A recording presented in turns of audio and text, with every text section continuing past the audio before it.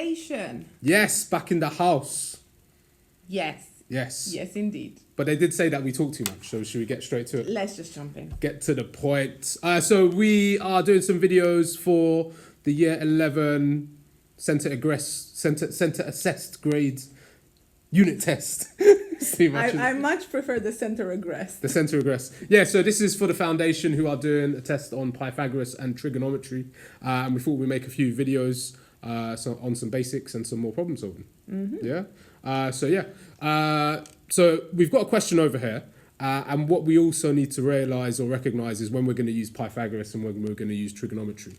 So this question over here, we've got triangle XYZ. Calculate the length of XZ, which is this one over here. Oh, that's very thin. Mm-hmm. Can do maybe a bit of highlighter.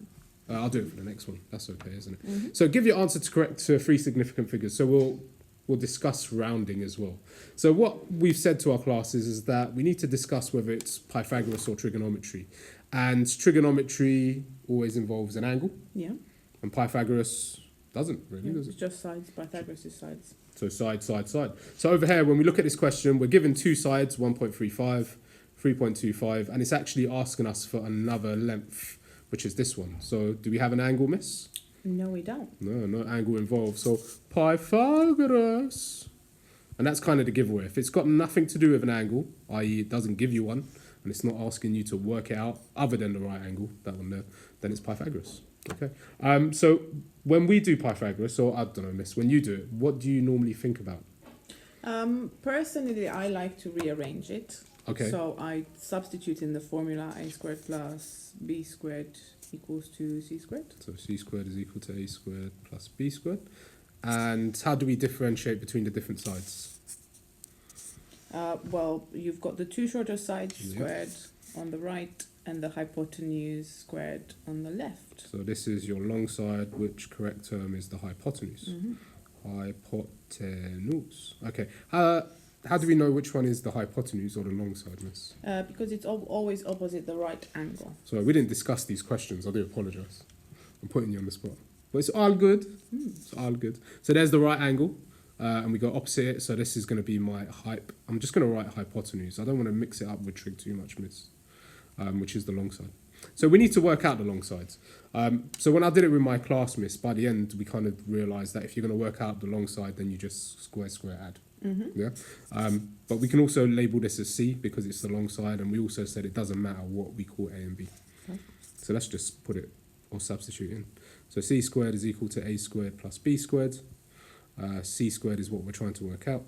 A squared, should we say 1.35? Yeah. So 1.35 squared plus B squared, which is 3.25 squared.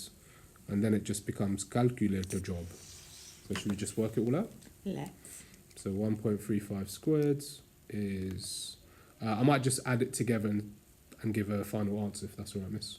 Because these numbers aren't particularly nice. Mm-hmm. Is that all right? So when I do those two things together, I get 12... I'm going to do that again just to double check. I think that's fine. So we get 12.385. Yeah, that looks about right. And that's C squared. So is that the length of our side, miss, XZ? I think if it was that long, my two shorter sides would never meet. No.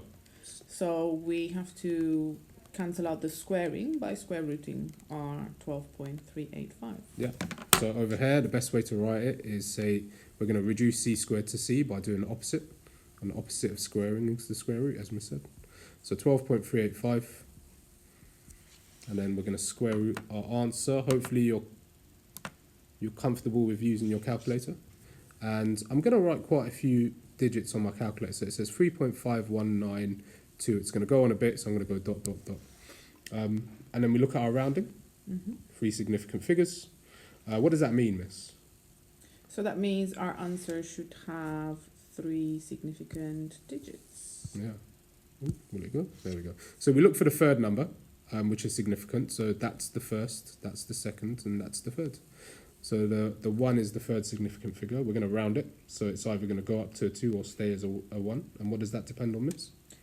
It's actually the digit after it. So the 9 is the decider. The 9 tells you what's happening to the 1. Decider. So the 9 means the 1's going to go high, or it's going to stay as the same? It's going to go up 1. It's going to go up 1. So that just will become 3.52. Yeah? Final answer. Shall we give Meters. some units? Yes, nice. Sorry. And that will give us our 3 marks. Fabulous. All good? Nice, thank Alright. you. So what are we doing next? Oh, should we go straight into it? No, in our next clip. Oh, we are going to look at a more problem-solving Pythagoras, Ooh, if that's all right. interesting. So we'll see you soon then, guys. Bye. Bye.